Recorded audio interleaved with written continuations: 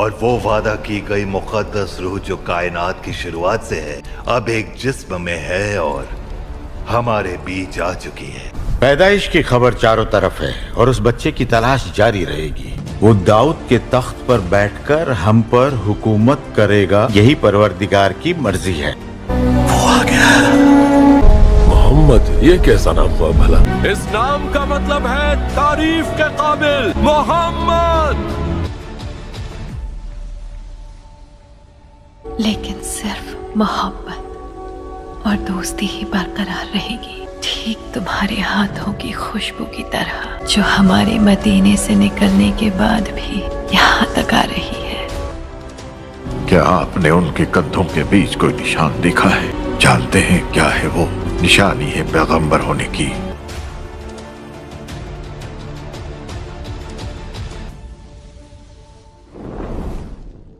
बलोगत के इब्तदाई दिनों में हज़रत मोहम्मद सल्लल्लाहु अलैहि वसल्लम अहले मक्का की बकरियां उजरत पर चराया करते थे और ये कोई ऐब की बात नहीं थी, बल्कि ये हुजूर अकरम सल्लल्लाहु अलैहि वसल्लम की अज़मत और तवाज़े की खुली दलील है।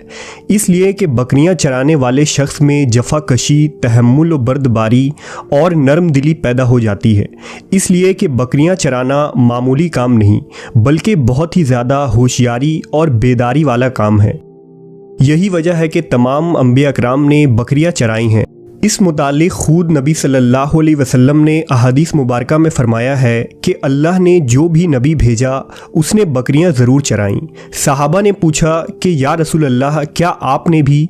तो आपने जवाब दिया कि हाँ, मैं भी मक्का वालों की बकरियां किरारियत पर चराता था।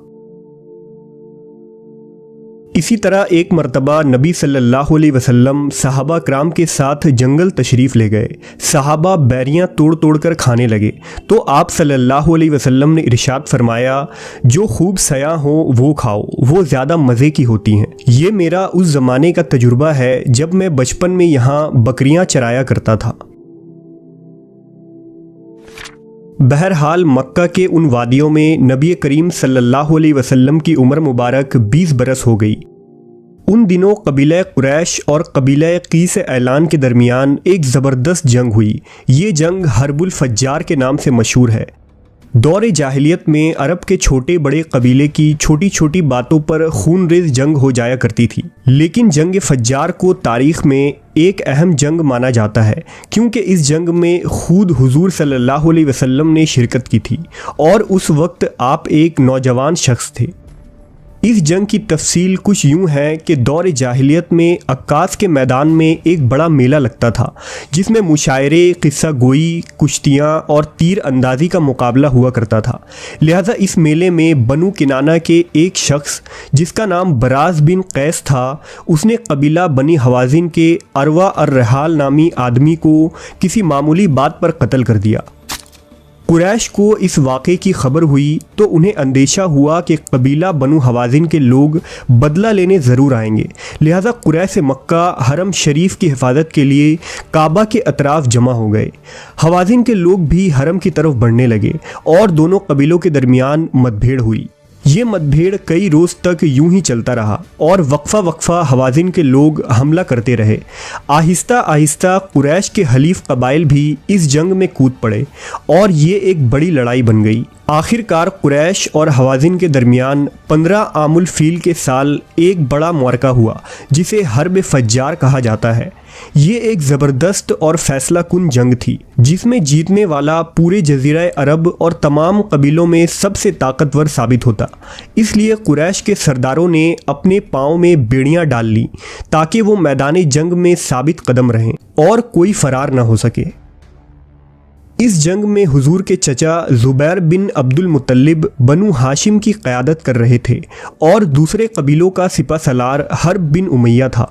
हुजूर के कई चचा और चचाज़ाद भाई इस जंग में शरीक थे। लिहाजा अपने चचाओं के कहने पर आप सल्लल्लाहु अलैहि वसल्लम ने भी इस जंग में हिस्सा लिया, लेकिन आपने मैदान जंग में तलवार न उठाई और न किसी पर तीर चलाया। अलबत्ता आप तीर और नेज़ा उठा उठा कर अपने चचाओं को देते और लड़ाई में उनकी मदद किया करते थे। जंग फज्जार के दौरान एक गैर मामूली बात देखी गई کہ جب بھی حضور صلی اللہ علیہ وسلم میدان جنگ میں تشریف لاتے تو قریش جنگ جیتنے لگتے، اور جیسے ہی نبی کریم صلی اللہ علیہ وسلم میدان جنگ سے واپس تشریف لے جاتے تو قریش کمزور پڑنے لگتے۔ لہٰذا قریش کی فتح یابی اور شکست نبی صلی اللہ علیہ وسلم کی برکت پر منحصر تھا، جس کا مشاہدہ کئی لوگوں نے کیا۔ جنگ فجار سے عرب کے سینکڑوں گھرانے برباد ہو گئے تھے، ہر طرف بدامنی اور آئے دن لوٹ مار ہو رہے تھے، ملک کا امن و امان غارت ہو چکا تھا، نہ دن کو چین تھا اور نہ رات کو آرام تھا۔ لہذا بنو ہاشم، بنو اسد، بنو غطفان اور دیگر قبائل قریش کے بڑے بڑے سردار عبداللہ بن جدعان کے مکان پر جمع ہوئے، اور زبیر بن عبد المطلب نے یہ تجویز پیش کی کہ حالات کو بہتر بنانے کے لیے اب اس جنگ کو بند کر دینی چاہیے اور کوئی صلح یا معاہدہ کرنا چاہیے۔ لہذا تمام عرب قبائل اور قریش کے درمیان ایک معاہدہ ہوا، جس میں جنگ بندی، ملک میں امن و امان، مسافروں کی حفاظت، غریبوں کے امداد پر تمام لوگ متفق ہوئے۔ اس معاہدے کو حلف الفضول کہا جاتا ہے، جس میں محمد صلی اللہ علیہ وسلم بھی شریک ہوئے۔ آپ کو یہ معاہدہ اتنا پسند تھا کہ اعلان نبوت کے بعد بھی آپ فرمایا کرتے تھے کہ اس معاہدے سے مجھے اتنی خوشی ہوئی کہ آج بھی اگر قریش چاہے تو میں اس پر قائم رہنے کے لیے تیار ہوں۔ بہرحال اب کچھ سالوں کے لیے جنگ بندی ہوئی اور عربوں کے حالات کچھ بہتر ہوئے۔ جب نبی کریم صلی اللہ علیہ وسلم کی عمر مبارک 25 سال کے قریب ہوئی تو تجارت کی طرف رجحان بڑھا، لیکن آپ کے پاس اتنی رقم نہ تھی کہ تجارت کر سکیں۔ لہذا جب مکہ کی ایک خاتون کو یہ خبر ہوئی تو اس نے نبی صلی اللہ علیہ وسلم کو پیغام بھیجا کہ آپ میرا مال تجارت کے لیے شام لے جائیں اور اسے وہاں مناسب قیمت پر فروخت کریں۔ اس خاتون نے یہ پیشکش کی کہ وہ آپ کو دوسروں سے بڑھ کر اجرت دیں گی۔ اس خاتون کا نام خدیجہ بنت خویلد تھا، جو مکہ کی نہایت ہی شریف خاندان کی ایک مالدار بیوہ خاتون تھیں۔ سیدہ خدیجہ کا تعلق قبیلہ بنو اسد سے تھا۔ آپ کے والد خویلد بن اسد عرب کے امیر ترین انسانوں میں ایک تھے۔ جب جنگ فجار شروع ہوئی تھی تو خویلد نے بھی اس جنگ میں شرکت کی تھی اور وہ اس جنگ میں مارے گئے۔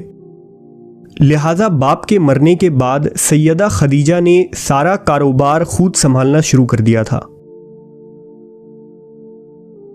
دراصل سیدہ خدیجہ نے پہلے ہی حضور کی صداقت، امانت داری اور ایمانداری کے چرچے سن رکھے تھے، اور وہ آپ کی خوبیوں سے بہت متاثر تھیں، اس لیے انہوں نے آپ صلی اللہ علیہ وسلم سے تجارت کی یہ درخواست کی تھی۔ بہرحال حضور نے سیدہ خدیجہ کے مال کو لے کر تجارت کے لیے شام روانہ ہوئے۔ اس سفر میں حضرت خدیجہ نے آپ کے ساتھ اپنے ایک غلام میسرا کو بھی روانہ کر دیا۔ ابن اسحاق کے مطابق سفر شام کے دوران حضور صلی اللہ علیہ وسلم نے ایک جگہ تھوڑا توقف کیا اور ایک درخت کے سائے میں آرام فرما ہوئے۔ قریب نستور راہب کی ایک خانقاہ تھی۔ راہب نے جب آپ صلی اللہ علیہ وسلم کو دیکھا تو میسرا کے پاس آیا اور پوچھا کہ وہ ہستی کون ہے جو اس درخت کے نیچے آرام فرما رہے ہیں۔ اس نے کہا یہ اہل حرم کے ہاشمی قریشی جوان محمد ہیں، جو صالح، امانت دار اور ایک سچے انسان ہیں۔ راہب نے کہا کیا ان کے آنکھوں میں سرخی رہتی ہے؟ میسرا نے کہا ہاں، یہ سرخی ہمیشہ ان کے آنکھوں میں ہوتی ہے۔ نستور نے کہا یہ پیغمبر ہیں اور سب سے آخری پیغمبر ہیں، جس کی علامتیں ہماری کتابوں میں موجود ہیں۔ اس درخت کے نیچے سوائے نبی اللہ کے اور کوئی شخص بھی آج تک نہ بیٹھا ہے۔ میسرا نے راہب کے اس بات کو ذہن نشیں کر لیا اور سفر آگے بڑھا۔ جب یہ کاروان بصرہ پہنچا تو محمد صلی اللہ علیہ وسلم ایلا کے نزدیک ایک خشک کنویں کی طرف بڑھے اور اس کے بعد اس کنویں میں اپنا ہاتھ ڈالا۔ اس میں سے چلو بھر پانی اٹھا کر اپنے ہاتھ دھوئے اور اس کے بعد قریب میں موجود ایک سوکھے ہوئے درخت کے نیچے بیٹھ گئے۔ میسرا نے دیکھا کہ وہ سوکھا ہوا درخت اچانک سرسبز ہو گیا اور محمد صلی اللہ علیہ وسلم اس کے سائے میں عبادت میں مشغول ہو گئے۔ بہرحال شام پہنچ کر آپ صلی اللہ علیہ وسلم نے تمام مال کو فروخت کر دیا اور اس تجارت میں بہت نفع ہوا۔ लिहाजा हुजूर सल्लल्लाहु अलैहि वसल्लम मीसरा के साथ मक्का के लिए वापस रवाना हो गए। शाम से वापसी पर रास्ते में एक दिन दोपहर और सख्त गर्मी का वक्त था।